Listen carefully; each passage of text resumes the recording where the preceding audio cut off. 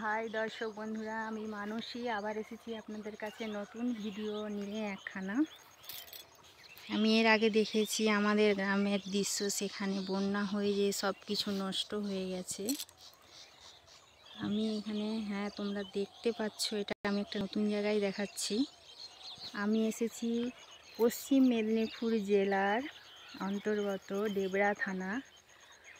আমার পিসিমার বাড়ি বেড়াতে এসেছি। এসে এখানে আপনাদের গ্রামের দৃশ্যখানা দেখাচ্ছি। দেখুন, জমি সব ধানগুলো পেকে গেছে, ধান কাটা এদের শুরু হয়ে গেছে।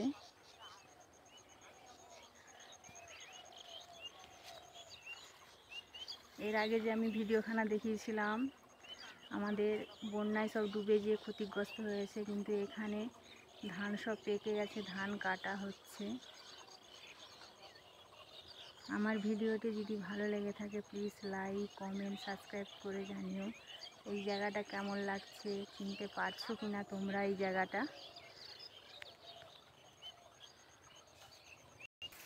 এই মাঠের রাস্তায় আমি যাচ্ছি, বিকেলের দিকে মাঠের দিকে বেড়াতে এসেছিলাম।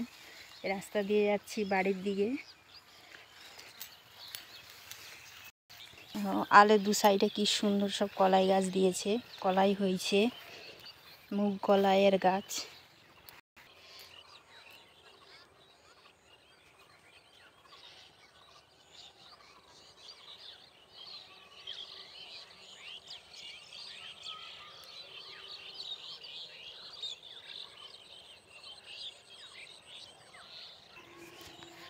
পিসিমার বাড়ির দিকে আমি যাচ্ছি জমি থেকে। দেখুন, আলের দু সাইডে ধান গাছ ঝুঁকে পড়েছে।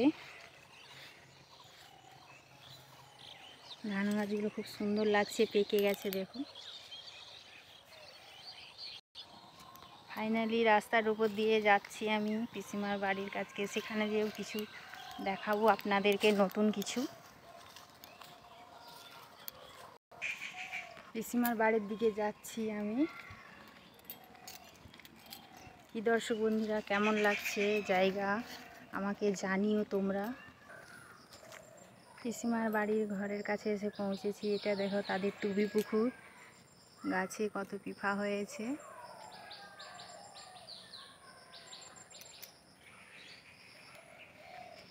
পিসিমা কত গাছ লাগিয়েছে, বিভিন্ন রকমের সিম গাছ, বরবটি গাছ, কত কিছু গাছ হয়েছে পিসিমার বাড়ির কাছে।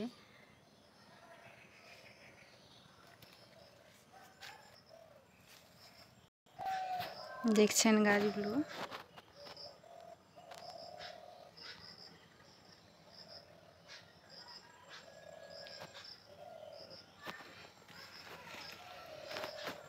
লাউ গাছ, পুঁই গাছ, সিম গাছ, বরবটি গাছ, কত কিছু গাছ হয়েছে।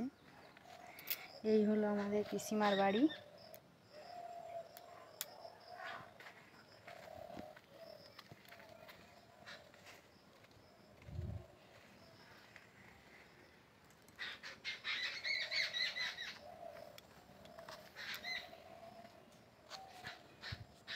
আমি পিসিমার বাড়ির কাছে দাঁড়িয়ে আছি। বন্ধু, এতক্ষণ দেখালাম আমি পিসিমার বাড়ি থেকে জমি পর্যন্ত। কেমন লাগলো ভিডিওটি প্লিজ প্লিজ বন্ধুরা জানিও আমাকে। ভালো লাগলে সাবস্ক্রাইব করো। আবার আসবো নতুন ভিডিও নিয়ে।